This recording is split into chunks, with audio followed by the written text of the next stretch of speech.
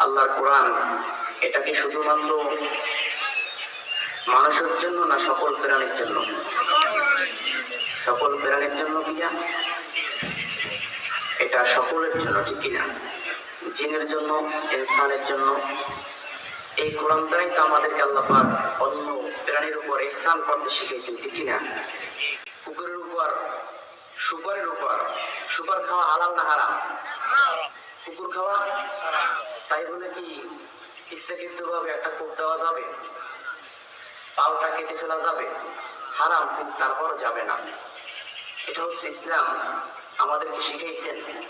মাটি দেখি তো ব্যথা পায় না, কিন্তু সেখানেও আমাদের আস্তে আস্তে নিয়ম শৃঙ্খল ভাবে হাঁটতে হবে, ঠিক না? গাছ দেখি ব্যথা পায় না, কিন্তু আল্লাহ নবী শিখাইছেন গাছকে বেহুদা কাজে, অপ্রয়োজনীয় কাজে গাছের একটা পাতাও ছিল না, ঠিক কিনা?